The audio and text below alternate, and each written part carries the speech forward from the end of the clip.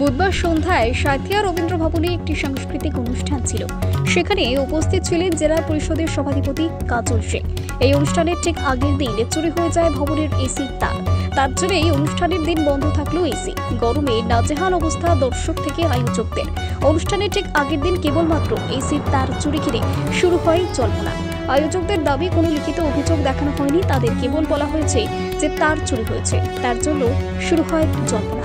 Bureau report, জজবা 24 বাংলা। আমি একবারও বলিনি, আমরা সংস্কৃতির মানুষ। সাইটাতে আমরা অনুষ্ঠানে বলে থাকি সবসময় সাইটার বুকে।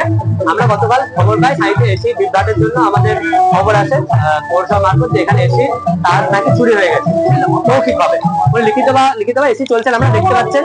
আমি মোটামুটি প্রায় ঘেমে আছি, এসি চলছে না। কারণ আমরা এই কারণে এসি বুকটা করি, রবীন্দ্রভবনটা খুব ভালো হল, যেখানে আমরা বিগত ছোট থেকে এখানেই আমরা প্রোগ্রাম করে থাকি। কিন্তু এসি আজকে বিভ্রাটের কারণে এসি চলছে না। আমরা জাস্ট জেনেছি যেটা পৌরসভার পক্ষ থেকে মৌখিক হবে এসি তার নাকি চুরি হয়ে গেছে। সেই সূত্রে আমরা বলেছিলাম আমাদের ঘটনা এরকম ঘটেনি রবীন্দ্রভবনের ক্ষেত্রে। তাই আমরা খুব দুঃখ প্রকাশ করছি এটা। না না না, কোনোদিন সাহিত্যের মুখে সংস্কৃতি প্রেমী মানুষের সাহিত্যে রবীন্দ্রভবনে এরকম চুরি বা আক্রান্ত করা হয়েছে আমার ধারণা নেই।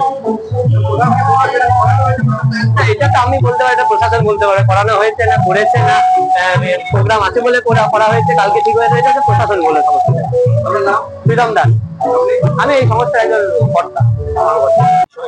জানতে পারছি, দেখুন এখানে এই রবীন্দ্র ভবনে তার চুরি যে ঘটনা ঘটেছে, আমি এসে এখানে শুনলাম এখানে যে এসির যে কানেকশন আছে সে কানেকশনটা ডিসকানেকশন হয়ে গেছে।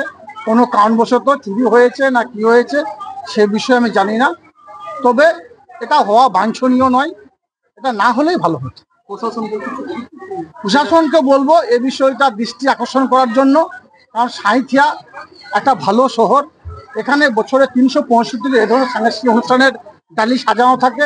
আমার পথপ্রদর্শক সহ এখানে যারা এই ধরনের টিম আছে, কলাকুশলী আছে, তারা এই মঞ্চে তাদের সাংস্কৃতিক প্রতিভার যে বিষয়গুলো কলাকৌশলগুলো আছে সেগুলো প্রদর্শন করে। তো এই ধরনের যদি বিশৃঙ্খলা হয়, যদি তার চুরি হয়, এসি ডিসকানেকশন হয়, লাইটে গন্ডগোল হয়, তাহলে তাদের অভাব হবে, তাদের এখানে কিছুটা হলেও খারাপ লাগবে। সেটা যেন না লাগে সেটার জন্য প্রশাসনকে দৃষ্টি আকর্ষণ করার জন্য বলবো এবং এটাকে লক্ষ্য রাখার জন্য বলবো।